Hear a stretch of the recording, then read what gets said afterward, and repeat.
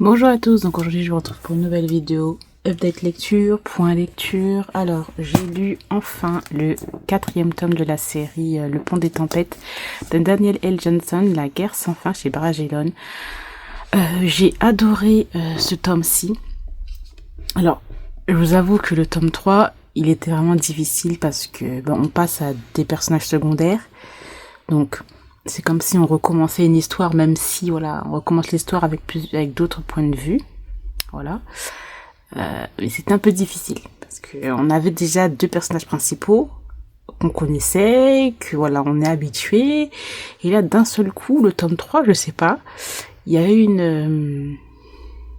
le rythme était assez long, je trouvais. Ce tome 4 là, il est vachement meilleur. Par contre, je vais pas mentir, voilà, peut-être pas la moitié, mais au moins peut-être la première partie du bouquin est très longue, très longue. C'est long, mais long. On se dit mais quand est-ce qu'on va passer à autre chose en fait? Et à partir d'un certain événement, il y a le déclic, les pages se tournent toutes seules, c'est hyper addictif, il y a tellement de choses qui se passent en même temps, tu sais plus où te donner de la tête. C'est vrai qu'il y a 10 000 personnages qui commencent à arriver, qui se présentent, qui est qui, nanana, mais bon, écoutez, ça j'ai envie de vous dire, c'est normal. Mais vachement bien. Le personnage de Kéris et le personnage de Zara ils sont vraiment top. Zara, c'est un personnage vraiment badass, qui a ses faiblesses, qui a ses fêlures. Elle s'est fait un peu, un peu, je vais pas dire laver le cerveau, mais elle a eu une grosse influence de la part de sa tante. Il y a des vérités qui ont été dites et qui sont choquantes. Et elle va tout faire pour reprendre ce qui lui est dû, tout simplement, pour pas trop vous spoiler dans l'histoire. Du côté de Kéris aussi, c'est un personnage qui, l'on croit depuis au moins le 3e tome, est frivole de ouf, alors que pas du tout. C'est un personnage super intelligent, stratège. Il a des influences par-ci, par-là, il sait comment parler. Mais il n'a pas non plus hyper confiance en lui, parce qu'il sait que voilà, il y a quand même de gros enjeux. Il peut pas faire n'importe quoi. On est un peu sur aussi une relation interdite et assez compliquée, puisque ces deux personnages-là sont des héritiers de deux royaumes qui sont en conflit depuis des années. Et donc on va suivre ça. C'était vachement bien. Franchement, j'ai adoré. Et j'ai hâte de lire le 5e tome. Je crois que c'est une série en 6 tomes, parce que les 2 autres prochains tomes qui vont sortir, ça va être avec d'autres personnages encore. Donc j'espère juste que ça va pas faire comme le tome 3 où il va y avoir j'ai envie de dire d'un seul coup une lenteur ou un couac, un truc qui va ralentir dans toute l'histoire. Donc j'espère pas, mais franchement j'ai adoré. Ces deux personnages sont excellents. On parle quand même pas mal de choses intéressantes. Il y a aussi des en fait, j'ai envie de dire, mais j'ai envie de pas dire, mais je sais qu'il y a pas non plus énormément de personnes qui lisent cette histoire ou qui regardent mes vidéos point lecture, mais bon, je veux dire quand même. De la part de Zara aussi, il y a des problèmes de santé mentale aussi, du fait que voilà, sa tante a beaucoup joué là-dessus. Et c'est intéressant à lire, j'ai adoré. Et tout ce qui est encore problème politique et tout, excellent. Ensuite, j'ai lu une déception. Alors, je lirai pas le tome 2 que j'ai acheté en ebook, et heureusement. Stalk Me Baby de Eden James, excusez-moi. Je crois que c'est de l'auto-édition. Donc, on est sur, voilà, c'est super joli. On a des petites illustrations à l'intérieur aussi. Voilà, vous avez vu. Voilà, comme il y a marqué Stalk, voilà, on est sur de la dark romance avec un stalker. Alors moi, le truc qui m'a surpris en fait dans cette histoire, c'est que je pensais que le stalker était un homme, et en fin de compte, le stalker est une femme. Et voilà, en fait, c'est avec de la mafia italienne, si je me trompe pas. Donc c'est une meuf qui va enlever le leader d'une mafia italienne parce qu'elle est en obsession sur le gars, donc elle va l'enlever et le faire prisonnier en fait dans une sorte de manoir et tout. On découvre que ce personnage-là est en fait une très grande pédiatre, si je me souviens bien, et elle a des dérives. Voilà, elle a une maladie qui est assez quand même originale dans ce qu'on peut lire dans ce genre-là. Elle a une maladie qui influence beaucoup son comportement. Et bon, voilà, après on a des scènes spicy par-ci par-là qui sont justifiées, je sais pas trop. Les personnages m'ont saoulé, il y a pas mal d'autres personnages secondaires, on est sur un trio aussi. Enfin, en fait, j'ai trouvé que dans ce tome-là, on partait un peu dans tous les sens et bof, et des choses vraiment inutiles et futiles. Voilà, donc vous voyez, c'est un top, il y a au moins 400 pages. Hein. Ouais. Plus de 400 pages, on va dire 480 pages, et il y a vraiment beaucoup de blabla, beaucoup de scènes spicy qui sont pas trop justifiées, je trouve. Bon, après, pas pour l'histoire et pas pour la maladie de la meuf, pourquoi pas. Mais franchement, c'était une déception. Moi, le seul truc qui m'a surprise, en fait, c'était que le stalker était une stalkeuse. Voilà, parce que l'habitude dans ce genre d'histoire, c'est tout le temps des stalkers. Alors, je me suis dit, oh, c'est pas mal, c'est original, mais après le reste, non merci.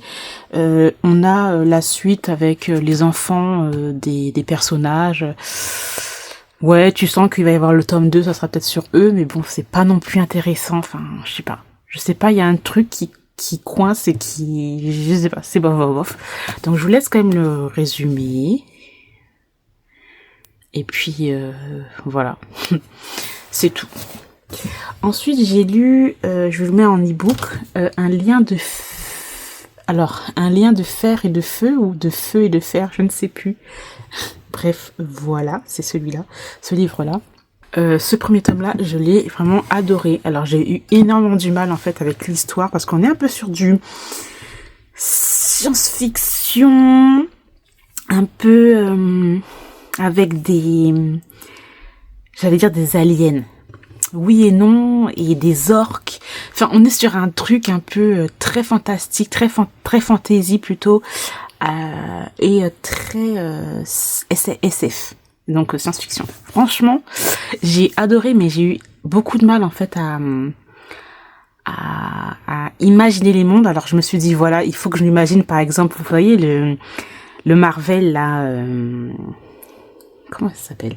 Les Gardiens de la Galaxie. Il faut que je me mette un peu dans le même genre, quoi. Parce que il y a plusieurs races d'êtres fantastiques et qui ont des pouvoirs et tout. Enfin, il y a tout un truc, donc il faut un peu comprendre. Et moi, j'ai trouvé que ça me faisait penser un petit peu aux Gardiens de la Galaxie avec leurs pouvoirs, avec certains trucs et tout. Enfin bref. Je vous mettrai peut-être un résumé, je sais pas trop, bref. Donc nous sommes